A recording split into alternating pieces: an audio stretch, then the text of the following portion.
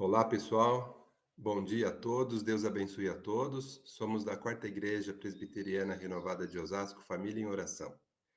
Estamos aqui no nosso estudo bíblico, fazendo o estudo da segunda carta de Paulo aos Coríntios. Estamos estudando o capítulo 4. Então, esta aqui é a parte 8. Eu vou pedir para o Vilmar fazer uma oração para a gente estar iniciando os estudos e vou passar aqui a palavra para o Edgar, que está conduzindo o estudo desse capítulo. Vilmar, você pode orar para a gente? Posso sim. Paz do Senhor a todos. Ó Pai amado, querido Deus, primeiramente, Senhor, gostaria de agradecer, Pai, pela noite de descanso, Senhor, e também por esse dia, Pai. Abençoe, Senhor, esse culto de ensino, Pai, essa escola bíblica dominical, Senhor. Que o Senhor venha iluminar nossos pensamentos, Senhor. Abençoe a cada um aqui presente e aqueles também, Senhor, que futuramente, Senhor, estarão escutando e ouvindo, Senhor, essa mensagem que nós estamos estudando, Pai. Que nós possamos também, além de entender, Senhor, sermos praticantes dessa sua palavra. É isso que eu te peço, em nome de Jesus. Amém. Amém, amém. Amém, Obrigado. amém, Agora eu passo aí, amém. Edgar, você Vamos conduz lá? aí, por gentileza? Vamos lá, pessoal. Estão ouvindo bem? Acho que sim. Sim, Sim. Nós estamos aí na segunda carta de Paulo a Coríntios, né? Estamos aí já há um tempo já dando as... Deixa eu passar aqui para a tela já. Está lá o livro, né, tradicional da nossa estante, que a gente já conhece bem, né? Que se Deus quiser, logo, logo vamos chegar nos últimos livros, né? Daqui uns, né? Alguns anos vamos chegar lá, tá quase, né? Falta pouco. Mas vamos bem com calma, né? Então a gente sempre conversa sobre isso, a questão mesmo da gente estar seguindo passo a passo, versículo a versículo, mesmo que isso leve tempo, né? A riqueza, as riquezas de detalhes, né? Dos detalhes da Bíblia, de modo geral, dos livros bíblicos, são coisas que a gente tem. Deixa eu só liberar aqui. São coisas que a gente tem que estar sempre observando nos detalhes, e não assim de uma maneira, de uma leitura como a gente lê geralmente as notícias, ou às vezes a gente está meio acostumado hoje em dia ao bate-pronto, né? Vem, digere tudo aquilo muito rapidamente, já vai para outro e tal, e a Bíblia é especial, é algo né? A palavra de Deus é algo que deve ser meditada, né? Deve ser observada nos detalhes, para que isso seja, para que possamos extrair aquilo que Deus tem para a gente nos detalhes, né? Isso é muito legal. Então, serve sempre de ensinamento para a gente, né? E que seja sempre relembrado que ela é uma palavra viva. Então, quando a gente vai estudando, mesmo que você fale, puxa, mas ainda estamos em Coríntios, ainda estamos nesse texto, mas dali surgem ali aqueles detalhes que fazem mudança de comportamento nosso, de vida, e a gente começa a encarar diferente a vida, né? E isso a gente está vendo muito em Coríntios ali, os ensinamentos para aquela igreja, e que nos trazem ali reflexões sobre nosso dia a dia como igreja, né? Isso para mim tem sido importante, né, nessa leitura, espero que seja para vocês, né? E a gente vai assim devagar, mas a gente vai, nós vamos chegando nos pontos mais interessantes a cada domingo, né? Deixa eu liberar mais alguns aqui, porque ok. Então, nós estamos ali com, né, com essa mudança dos planos de Paulo, que a gente já havia estudado, né, que isso tudo gerou uma confusão lá em Coríntios, e aí isso tudo gerou desentendimentos entre a liderança que estava caminhando para um lado contrário ao Evangelho, e Paulo ali, de uma maneira muito, muito triste, sentiu isso e foi, né, e foi deixado um pouco de lado, e foi dado toda a atenção para aqueles novos líderes que estavam modificando, né, a doutrina que ele havia implantado lá de Cristo, e aí isso tudo estava surtindo um efeito negativo, né, em todos os aspectos mais, né, pessoais, assim, na relação dele com aquele povo daquela igreja. Então, isso gerou bastante atrito, e ele veio escrever essa carta para que isso tudo fosse acertado, e que nova direção fosse dada para aquele povo, para que eles entendessem o que é a pregação genuína do Evangelho, e o que é a vida do cristão, mesmo que com todas as dificuldades, isso tudo não lhe tirava a autenticidade do cristão, a veracidade da vida dele como cristão, aquilo tudo que ele vivia, os sofrimentos, as dificuldades mesmo até de expressão, essa condição física até dele, isso tudo não impactava, né? Mas a palavra dele, que estava no coração dele, que ele professava, aquilo sim devia ser observado por aquele povo. Então ele frisava muito isso, né, o tempo todo. Isso é muito interessante para a gente observar, né? Deixa eu passar mais uma tela aqui. E a gente tem ali. Deixa eu passar mais uma. Nós temos aqui, nós estudamos na aula passada, né, falamos um pouquinho dessa condição dele, né, daquilo tudo que ele rejeitava e aquilo tudo que os líderes estavam fazendo naquela época, né, que era agir de uma maneira em que o evangelho era distorcido, uma maneira em que usavam de falsidade para conseguir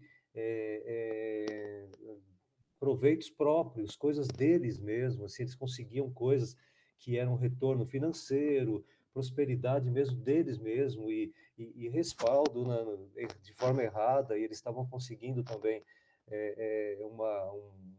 uma aceitação de uma forma em que a maneira que eles falavam era uma maneira bonita, eles estavam ali e tal, mas aquilo tudo estava tirando o foco de Cristo e chamando para eles, né, aquele foco. Então a luz começava a brilhar neles e não mais em Cristo.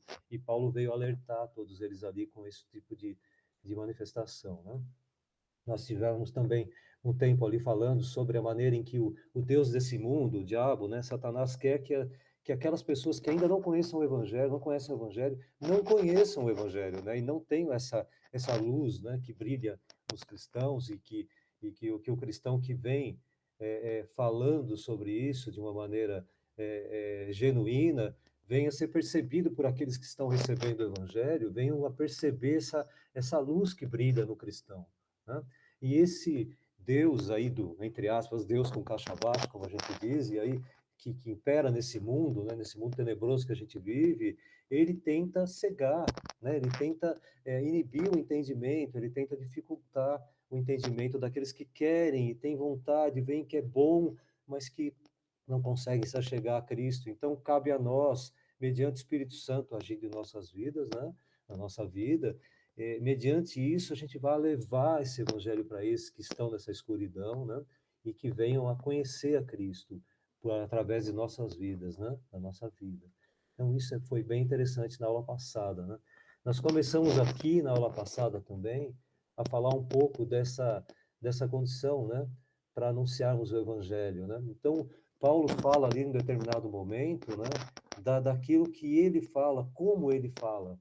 Ele está falando para aquele povo, mas ele anuncia Cristo, ele não anuncia Paulo, ele não anuncia o pastor tal, ele não anuncia o pregador tal, não anuncia o teólogo tal, ele não anuncia o filósofo, pastor, teólogo e afins, ele não anuncia isso como algo que vai dar credibilidade, e sim o que dava credibilidade a ele era esse passo a passo com Cristo, era esse conhecimento daquilo que Cristo queria para a vida que ele fizesse, que ele professasse, que ele levasse. Então, isso tudo estava condicionado à dependência de Cristo na vida dele. Deus é quem dava direção para ele, né?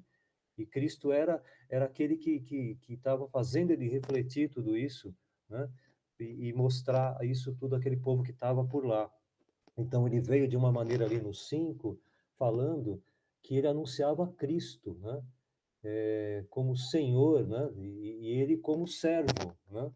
E na causa de Cristo. Então, assim, ele era servo de Deus. Então, ele anunciava isso o tempo todo, de uma maneira em que aqueles que estavam liderando naquela época fosse diferente da maneira que eles estavam liderando naquela época, que chamavam todo e botavam todos os holofotes na direção deles. Então, ele estava tirando esses holofotes da direção dele, no sentido de importância maior, e colocava toda essa luz em Cristo. Isso tudo refletia nele. Então, ele mostrava essa luz que vinha de Deus e não que vinha dele, né? Ele não tinha luz, né? aquela luz que era dele, Paulo, e sim de Cristo. Então, não mais vivia ele, não mais tinha a luz dele, mas sim a luz de Cristo, né? E isso impactava, né?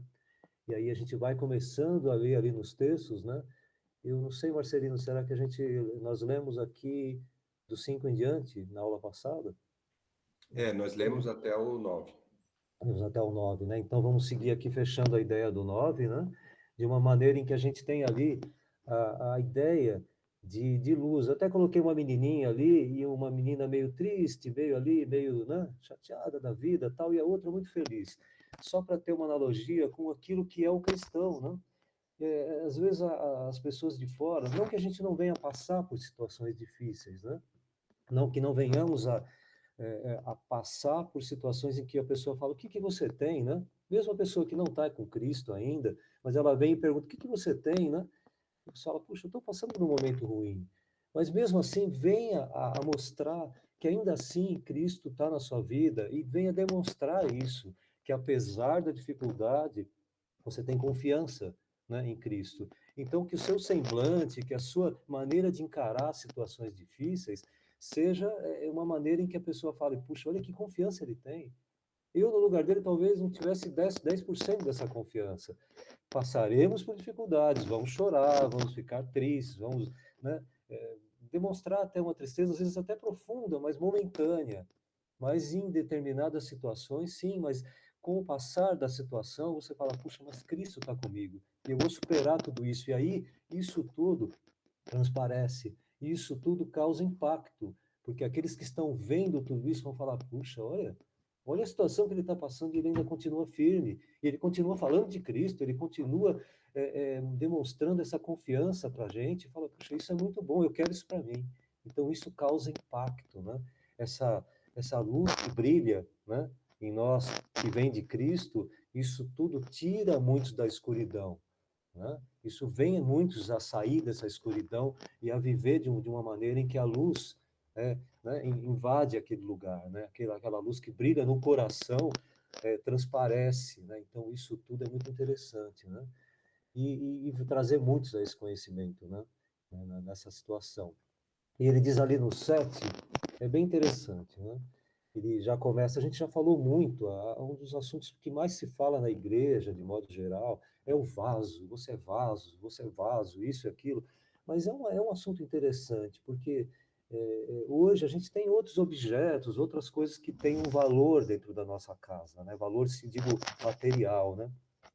Mas quando Paulo falava lá, os vasos eram de um grande valor, tanto para armazenar coisas que são de valor, assim, não só alimento, né, para armazenar textos do Velho Testamento que eles tinham já prontos naqueles jarros, né, eram vasos gigantes que eram hermeticamente fechados para conservar, e depois eles abriam e fechavam, e aquilo tudo tinha uma função importante, né?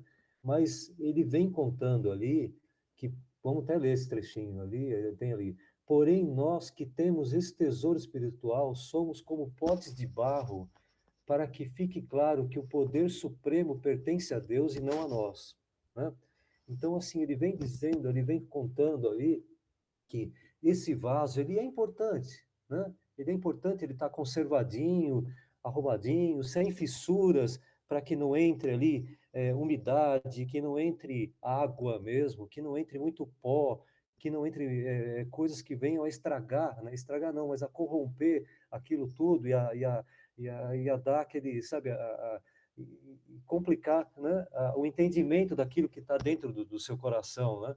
Então, se você começa a deixar esse vaso sem conservação, sem cuidados para que ele não venha trincar, não venha dar aquelas brechazinhas ali, aquilo que você tem no seu coração, que é o Evangelho de Cristo, que é aquilo que vai impactar muitos, aquilo tudo é protegido pelo seu corpo, pelo seu templo, né?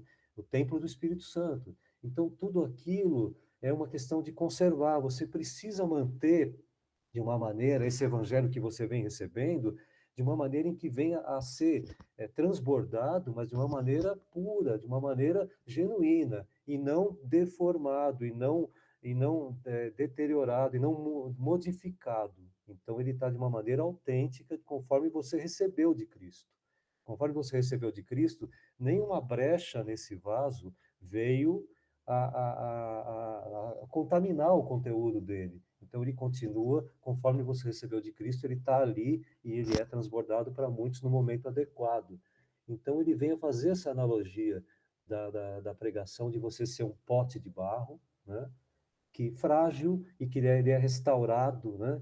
Constantemente por Cristo, porque você, nos momentos de oração em que você se sente ali fragilizado, e com algumas fissurazinhas que você fala, puxa, me ajuda, Deus, a fechar essas arestazinhas, a esses pontos em que estão sendo agentes de infecção mesmo, de contaminação, e você vem e fecha, e Cristo vem e bloqueia esse tipo de contaminação de uma forma que a gente, estou exemplificando, né?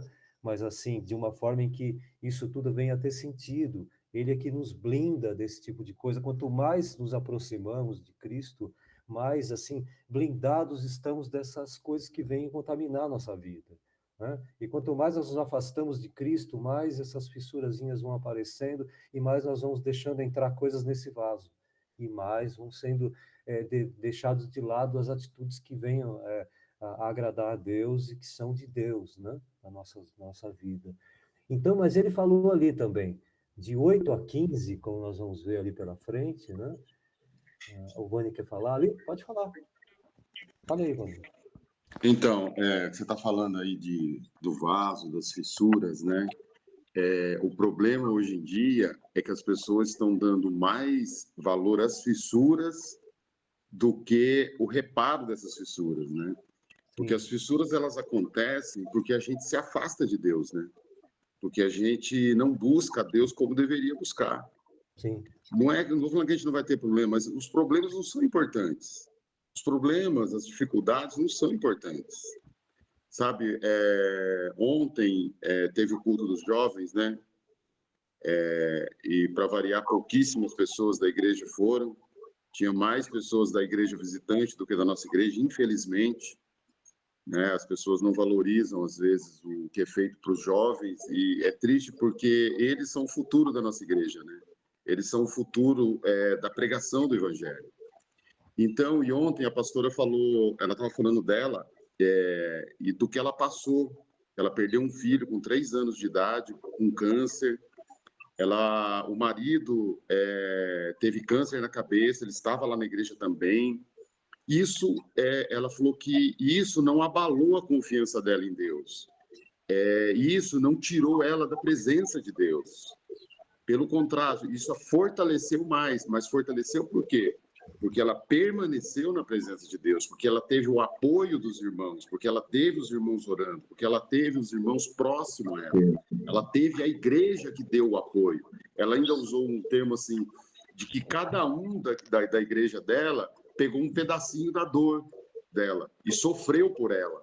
Isso fez com que ela se animasse. Então, como é importante a gente entender que esse sofrimento não é nada, que o importante é estar na presença de Deus, que isso que a gente passa, essas dores, não é nada comparado ao que Jesus sofreu para nos dar direito a essa vida eterna. Então, a gente tem que focar em Deus e não no nosso sofrimento, porque a gente às vezes se preocupa tanto com o sofrimento, a gente começa a se fechar tanto na nossa dor, no nosso sofrimento, naquilo que a gente está passando, na dificuldade, que a gente esquece que a gente tem um Deus soberano, um Deus onipotente, um Deus que nos sustenta. Então, aí é o que você falou, a fissura começa a aumentar mais, você se preocupa tanto com aquela fissura, tanto com aquele problema, que ele vai só aumentando, e você esquece que você tem um Deus que pode fazer tudo por você. Então, é isso aí, Edgar. Legal, amém. Pastor, quer falar? Olha aí, pastor. Amém. Quero dar uma palavrinha aqui, sobre o vaso. Então, o tema é assim, o poder de Paulo vem de Deus, só de Deus. Então, por que Paulo colocou o vaso de barro? Por quê? Então, barro aqui, no original, é feito de argila, né? Nós sabemos disso aí. Paulo, e esse vaso era um vaso barato e frágil. Quebrava fácil, caía, quebrava. Então, Paulo estava se considerando que ele também, tudo aquilo que estava acontecendo não vinha dele, vinha de Deus, porque ele era um vaso frágil, um vaso barato. Então, ele está dizendo, eu não sou nada. Quem é tudo é o Senhor. Então, ele estava se comparando. Por quê? A tendência do passado na vida de Paulo, como hoje também existe uma tendência de a gente valorizar mais o homem do que a Deus. Né? Aquele irmão que cura, aquele irmão que faz isso, a gente esquece que tudo isso vem de Deus.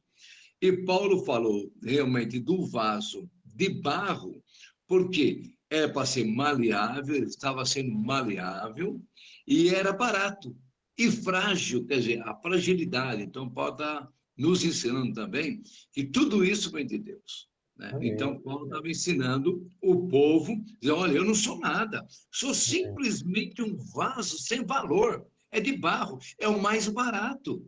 É o mais barato. Então, tudo que está acontecendo não é do Paulo, quer dizer, vem do Senhor.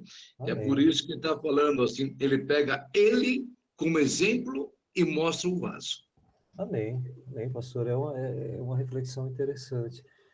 A gente tem ali, eu coloquei essa tela seguinte, mas eu vou voltar para lá, e ela diz ali, eu estava pesquisando umas coisas sobre vaso, sobre como é produzido e tudo mais, né? E ele tem as funções, a gente hoje não é uma coisa muito comum, a gente vê coisa a gente chamava de olaria, né, antigamente lá, né? Mas a gente não vê muito isso, né? Mas tem esses vasos, eles vão para o fogo, né? Depois de moldado ali, acho que a maioria conhece esse processo, mas vamos só rever assim. Ele é moldado, né, na argila ali. A argila tem todas as impurezas dela, né? Tem todas as impurezas pela própria consistência da argila, né? Tem um cheiro característico, às vezes, algumas um pouco mais, um pouco menos, tal, né? Dependendo da argila. Mas assim, ele vai para o forno lá e numa determinada temperatura, em um tempo, ele vai tomando além de perder aquele aroma, aquele mau cheiro, tal, ele vai perdendo as impurezas pelo calor, né?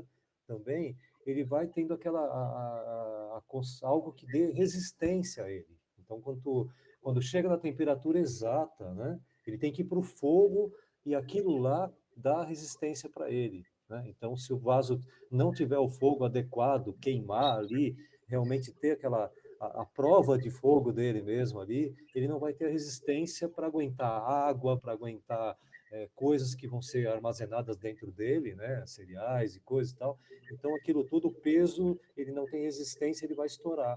Então, essa prova de fogo que ele passa dá essa resistência para ele enfrentar as pressões, tanto internas como externas da vida dele, né? Internas dele mesmo, lutando com a mente dele, aquela consciência de faço, não faço e tal, e essa prova de fogo que ele passa dá resistência e elimina as impurezas. Então, quando a gente fala, estou passando por provas, dificuldades e tal na vida, isso está gerando essa resistência para enfrentar cada vez mais, de uma maneira mais eficiente, tudo que vem pela frente, tudo aquilo que vem pela frente.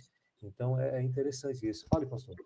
Viu? Uma outra coisa que é importante, que o vaso, naquele tempo, ele era para guardar coisas de valores. Mas também existia o vaso que guardava lixos. Sabe, para, em vez de jogar alguma coisa que não prestava, jogava dentro do vaso.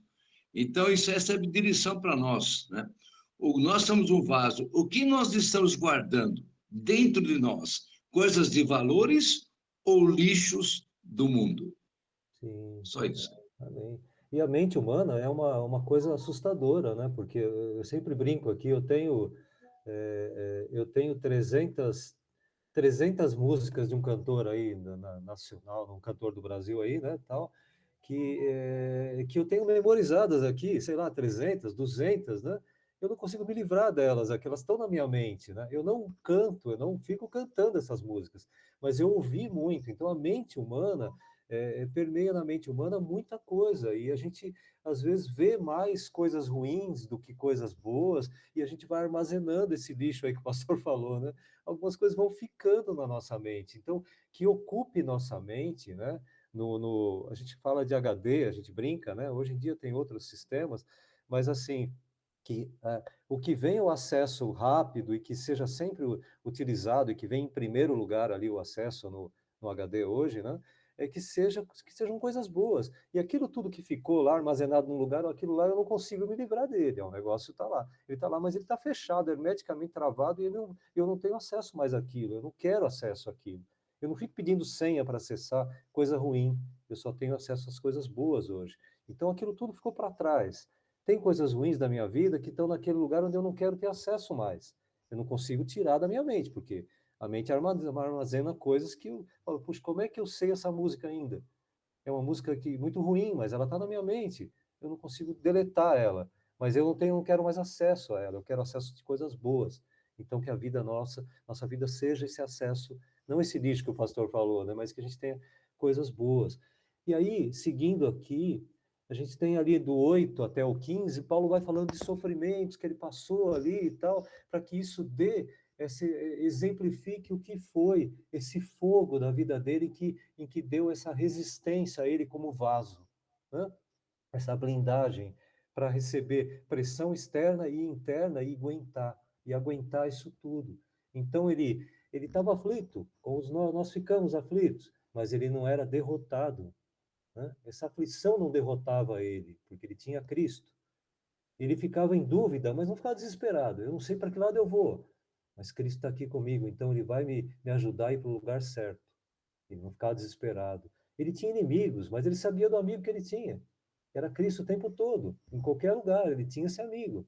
E ele tinha os amigos que estavam com Cristo também por perto. E aí davam força para ele seguir, né? Então ele era ferido, como nós somos feridos no dia a dia, né? Dentro da igreja também, não só feridos no mundo, não, né? Por aí, dentro da igreja. Esses ferimentos também acontecem com cristão e às vezes até mais do que quem não está na igreja, mas a gente não é destruído por isso, nós não somos destruídos por isso. Então não há uma destruição, nós ficamos feridos, mas logo, logo vai sarando, vai melhorando e a gente fica bem novamente. Então essa esperança em Cristo é constante, né? E aí a gente já falei do vaso aqui, e aí nós temos ali algumas características que eu coloquei na questão do vaso, né? E até na questão do transbordar, né? Eu peguei ali um vaso, eu fiquei procurando esse vaso, eu preciso achar um vaso que esteja transbordando dessa maneira, porque eu achei muito interessante. Seria a nossa vida, né? A gente está sempre se enchendo, somos esse vaso que ele não deixa entrar as impurezas, mas ele entra a palavra de Deus, ele entra tempo com Deus ali, a gente deixa esse espaço todo dentro do vaso preenchido por coisas de Deus o tempo todo, até a boca mesmo, até transbordar. E quando começa a transbordar, aí nós começamos a criar esse impacto na área, na região onde a gente está, na igreja, em casa, na rua, caminhando. Então, isso tudo é uma coisa tão interessante porque causa impacto e a gente transborda isso que está enchendo nossas vidas, né? Então, ali em Romanos, por exemplo, olha lá que interessante, que o Deus da esperança os encha de toda alegria, ele falava ali, né, Paulo falando ali para os romanos, encha de toda alegria e paz por sua confiança nele, para que vocês transbordem de esperança pelo poder do Espírito Santo. Então você vai transbordar pelo poder do Espírito Santo, não pela sua capacidade de conter tudo isso, mas você transborda pelo poder do Espírito Santo. Ele enche e você transborda. Não é porque você é bonzão, você é o melhor vaso do mundo, não. Que você é frágil e você tem defeitos, tem problemas ali, coisinhas, nuancezinhas ali. Né, o vaso tem seus detalhes, né? Que também não são. Você tem suas imperfeições, mas você pode conter esse Espírito Santo e de tanto que você se enche dele, você transborda. Então você tem essa esperança, né, no Espírito Santo, que ele vai estar sempre te enchendo e você vai pedindo cada vez mais. Aí sim, para quê? Para transbordar. Para você não ser um vaso cheinho, num canto lá. Tampa, fecha e fica num canto lá. E aí? Qual a sua função? Ninguém se alimenta dele, ninguém usa o que tem lá dentro, as riquezas que estão lá dentro são só para você? Então venha para transbordar. Essa é a sua função, né? Ali em Timóteo, olha que interessante. Contudo, a graça do nosso Senhor transbordou sobre mim. Então foi mais do que, né? Mais do que a minha capacidade. Ele se encheu tanto que transbordou, né? Com a fé e o amor que estão em Jesus Cristo. Então você tinha tanta fé em Cristo, né? E esse amor de Cristo veio a encher e transbordar. Então isso tem uma função essencial para o cristão. Não é se encher, se encher, se encher de Deus e ficar no cantinho lá. Não faço mais nada. Pronto, já estou cheio de Cristo. E aí, né? Não, transbordar, levar para os outros, levar, só e de levar o evangelho, vai e fala, vai e transborda, né? Olha em Atos, que legal. Depois dessa oração que ele tinha feito lá, né, com os apóstolos, o lugar onde estavam reunidos tremeu e todos ficaram cheios do Espírito Santo e pregavam corajosamente a palavra de Deus. Então eles se encheram da palavra do Espírito Santo e aí pregaram, né? Então imagine você não tem nada do Espírito Santo, você não quer saber de nada, tá? Mas aí você decora uns textos e começa a pregar. Aquilo vai dar uma impressão de falta de conteúdo, de falta de, sabe, de autenticidade no que você prega. Então, você tem que se encher para pregar, você tem que se encher para transbordar. Quando você prega, se a pessoa prega de uma maneira vazia, não viveu, não sente, não é verdadeiro, as pessoas percebem, né? As pessoas percebem que você está, puxa, que bonito isso, mas dá a impressão de que ele não vive. Então, isso tudo é muito percebido pelas pessoas. Então, vamos nos encher do Espírito Santo para que isso seja fator para impactar, né? É muito interessante isso, né? Daí a gente já tem aqui, aí vai, né, pela frente ali, ele vai até o 15, contando desse sofrimento todo, né? Tem uma historinha que até eu ia contar aqui, de uma coisa muito interessante que eu vi esses dias aí, né? Até eu coloquei ali uma mãozinha fora da água ali. Eu vou resumir, extremamente resumir pela falta de tempo, mas eu vou contar a historinha rápida, muito rápida, para poder exemplificar essa coisa que Paulo vai falar agora de morrer, de estar morto ou não, ou de se deixar pelo que o Espírito Santo conduz a sua vida também. Isso é bem interessante. São duas historinhas que eu vou contar. Uma rápida, falando os irmãos foram lá numa chácara lá, tal, e aí tinha um lago nessa chácara, né? Tinha um lago. E aí estava calor, tal, os irmãozinhos estavam lá do lado na beira do lago, e um deles entrou nesse lago. Entrou, mas tinha uma placa lá, olha, lá no meio é profundo, cuidado, não vá, mas o irmãozinho foi e tal, mas ele chegou lá e tal, de repente deu uma cãibra nele, né? Quem é atleta aí, o pastor é atleta aí, ele sabe o que é uma cãibra, né? E a cãibra vem que, né, a gente não consegue se mexer, né? Às vezes fica no chão lá que não há quem faça se levantar, né? E esse irmãozinho teve essa cãibra. E ele começou a se debater e tal, e todo mundo, não sei agora, o que a gente vai fazer? Lá ninguém nada, como é que a gente vai salvar esse irmãozinho?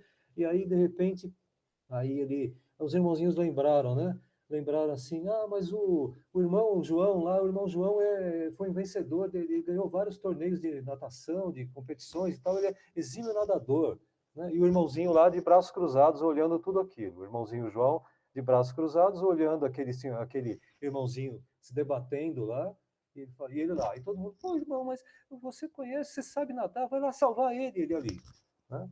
Aí, quando esse irmão que estava se debatendo, ele parou de se debater e aí ele já levantou os braços, estava indo, e ele ia se afogar, ele já ia afundar. Esse irmãozinho João, 3, 4 braçados, chegou lá, segurou o irmão que estava se afogando e trouxe de volta e colocou do lado. E estava bem, salvou a vida dele, né?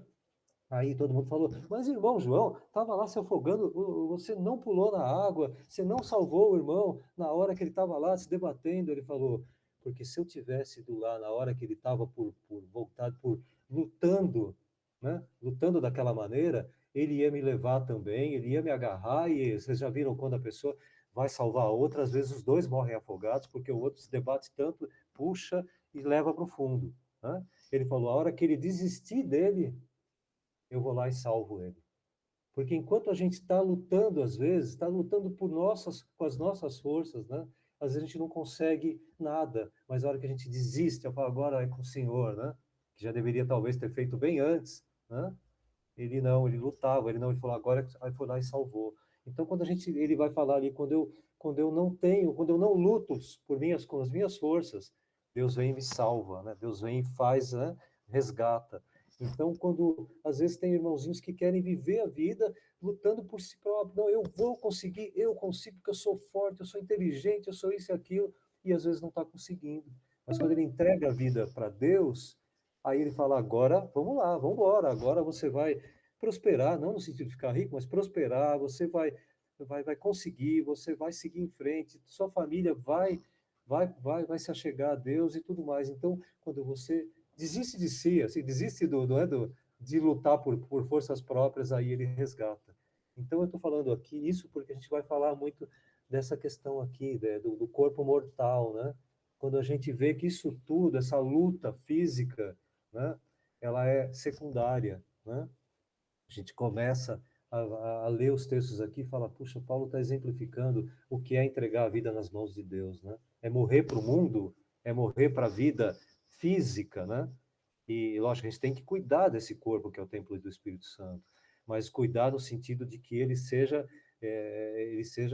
honrado de receber tudo, ele seja um corpo que possa receber esse Espírito Santo de uma forma digna, né? Que você cuide dele, né? Que você seja aseado, que você não faça extravagância, que você não bote em risco essa vida, né? Não tentar o Senhor teu Deus com o seu corpo, não fazer coisas erradas com ele, para que ele seja um templo digno de receber esse Espírito Santo, né? De uma forma limpa, né? Uma forma protegida, ali como a gente estava falando, né?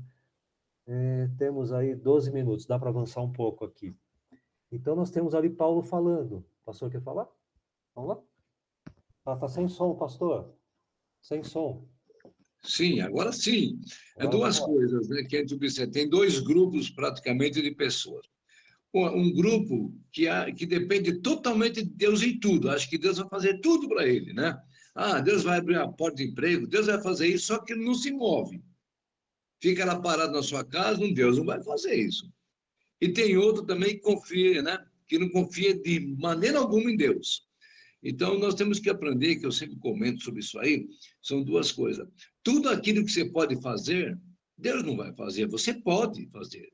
Deus deu essa capacidade para você. Mas aquilo que você não consegue, Deus faz. É isso. E a outra coisa aqui também, quando Paulo fala, é interessante que Paulo fala da sua fraqueza. Ele está dizendo assim, ó, em tudo somos tribulados. Então, ele passava por tribulação. Está mostrando que ele era um homem normal, passava por tribulação, por todas as dificuldades, e aqui ele fala, passamos por dificuldade, tribulado, porém não angustiado. Então, aqui são 4 metáforas que ele fala, que é importante, né? Que nós já vimos muita gente pregando sobre isso, que é importante que pode, olha, eu passo por isso sim. Olha, eu passo por realmente, a primeira coisa que fala, eu passo por tribulação, mas eu não estou angustiado. Perplexo, mas não desanimado. A segunda, a terceira aqui, perseguido, mas não desamparado. Olha só, e a última aqui que ele fala batido por não o quê? Destruído. Então aqui é um ensinamento muito grande para todos nós que acreditamos. Paulo passou por tudo isso e ele mostra no final, com tudo isso eu venci. Então nós passamos por tudo isso, mas nós vamos vencer. Amém. A batalha é grande, mas a vitória é maior. Amém. Amém. Essa esperança sempre, né, em Cristo, sempre nos dá condição para enfrentar, né, pastor? A gente tem essa esperança constante em Cristo. Então, amanhã, depois, as coisas vão aparecer na nossa vida, falar, puxa, de novo. Mas, como a gente estava falando, se estivermos ali aprovados cada vez mais nesse fogo, cada vez mais esse vaso vai ter a resistência para essas pressões, né? Então, a gente vai ter condições cada vez mais, né, de resistir e cada vez mais cheios do Espírito Santo e transbordando. Isso aí vai dar condições para a gente de enfrentar tudo isso que foi dito quase agora, né? E aí a gente vê aí, interessante, até o 15 ele vai falando desses sofrimentos e mesmo assim não desanimando, né? E ele vai falando da morte ali, né? Nós temos 9 minutos, eu vou mais avançar mais um pouquinho, daqui a pouco a gente encerra, né? E aí a gente tem ali, no 10, ele fala, levamos sempre no nosso corpo mortal a morte de Jesus. Então, sempre aquele sacrifício de Jesus Cristo que valeu para a nossa vida. Então, a morte de Cristo, né, justifica tudo isso, né? Somos justificados por essa morte de Cristo. Isso tudo faz valer essa esperança, porque nos deu vida eterna. E essa vida eterna vale a cada processo que a gente vai sofrendo e vai, mas eu sei que lá na frente isso vai valer muito, isso é vida eterna, isso para mim é tudo. Então tudo que eu sofrer não se compara àquilo que eu vou ganhar lá na frente. Então a gente vai ver esse texto também, né? Então essa morte que ele fala ali é uma morte inevitável, ali é uma morte que vai, a não sei que Jesus volte, né? Mas essa morte vai sendo paulatinamente ali, dia a dia, né? Morrendo para o mundo, tanto fisicamente como de... A pastor está aberto aí Desculpa. Tá. Desculpa. E aí, não, tranquilo. E aí a gente vai ali morrendo para o mundo a cada dia, né? E vivendo para Cristo. Então essa morte para o mundo nos dá condições de viver cada vez melhor. Tendo um bom carro, uma boa casa, alimentação, tudo, isso tudo vai fazer parte, vai permear a nossa vida, se Deus quiser. Também, se não tivermos tudo isso, isso não pode ser fator para a gente desanimar, porque o que nos faz, nos que dá esperança, no que dá esperança, é Cristo. Então, se amanhã faltar uma coisinha ou outra, Cristo vai nos dar essa esperança. Não é porque temos um bom carro, uma boa casa, boa alimentação, boas escolas, bons empregos. Não é isso que nos dá condição para ter esperança. Porque fisicamente, monetariamente, fisicamente, o ser humano não teria esperança nenhuma. Porque a gente caminha, né? Para onde a gente caminha? Para essa morte física. Então, por mais que a gente tenha esperança, porque tal, porque eu vou ganhar muito, um dia isso perde o sentido, perde esse valor. Porque se você for bilhardário com 100 anos de idade, uma hora ou outra você vai acabar morrendo, né? Fisicamente, é natural. Então, assim, não é ser bilhardário ou ser hiper inteligente ou hiper isso que te dá essa esperança. A esperança está em Cristo, né? E isso tudo pode até nos causar frustrações, porque a cada dia, quanto mais você ganha, você nunca vai estar contente. Quanto mais você estuda, você nunca vai estar contente. Quanto mais você adquire coisas, isso não te dá satisfação, porque você quer mais. Agora, de Cristo, não. Você se enche e transborda, e aí isso te dá satisfação. Você fala, é isso que eu quero. Quanto mais de Cristo, quanto mais o Espírito Santo na minha vida, mais eu quero, porque eu tenho uma função nobre, que é levar para outros estudo. Eu não sei se ganhar muito dinheiro vai me dar felicidade, porque possivelmente eu não vou levar para ninguém esse dinheiro. A maioria das pessoas que ganham muito não repartem esse dinheiro, não repartem os bens, só quando morrem, né? Então, assim, são funções diferentes. Você adquirir mais do Espírito Santo, mais você quer repartir, como cristão legítimo e genuíno. Mais você quer repartir. Então, a condição é assim, quanto mais rico, né, do Espírito Santo, quanto mais eu recebo, mais eu quero distribuir. E isso sim é riqueza, né? Isso sim é prosperidade, isso sim nos dá esperança, né? Isso é bem interessante. E aí ele vai falando ali, durante a vida inteira, estamos sempre em perigo de morte por causa de Jesus, para que a vida dele seja vista neste nosso corpo mortal. Então ele vai percebendo, as pessoas vão percebendo que cada vez mais, né, nós vamos mostrando essa morte de Cristo nas nossas vidas, né, e essa ressurreição de Cristo. Então a gente mostra que Jesus morreu por nós para nos dar a vida eterna. Então essa relação morte e vida, né, morrer para o mundo e viver para Cristo, vai ficando cada vez mais nítido na nossa vida. Isso vai causando impacto cada vez mais, né? Cada vez mais.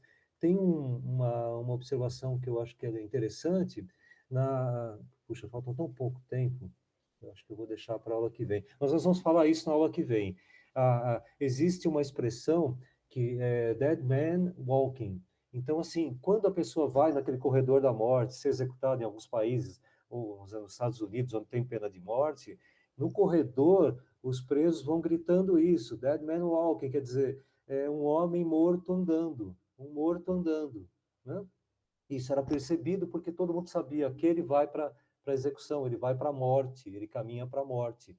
Mas isso era percebido. E aqui no sentido espiritual, né, a pessoa morre para o mundo e caminha para Cristo. Então, essa morte, ele está em Cristo, então essa morte física, essa morte que todos nós, né, estamos ali caminhando e nitidamente vão sendo percebidas pelas pessoas, vai cada vez mais transparecendo a vida em Cristo. Então ele morreu para esse mundo, mas ele vive para Cristo. Então todo mundo fala, puxa, ele morreu para a bebida, ele morreu para as drogas, ele morreu para tudo de errado, mas agora ele vive para Cristo. Nós temos 3 minutos aí, pastor, agora é o encerramento. Olha o microfone e vamos lá, só a gente vai embora aqui.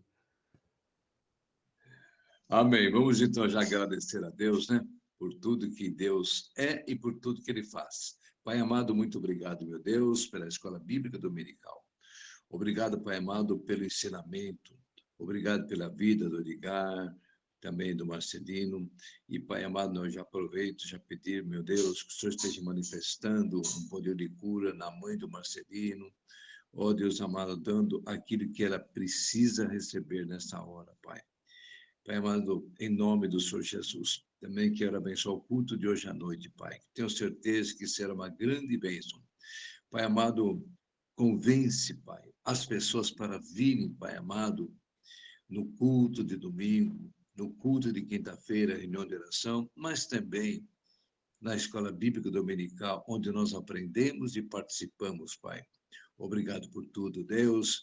Fique conosco. E a graça do nosso Senhor e Salvador Jesus Cristo, o grande amor de Deus e nosso Pai, a eterna e bendita consolação do Espírito Santo esteja repousando sobre todos nós, agora e para sempre. Amém. Amém. Shalom. Bom domingo a todos. Que Deus abençoe. Amém. Deus Paz a todos, paz do Senhor, boa noite, bom dia Pessoal, aí, fique com Deus, até a noite. Ó,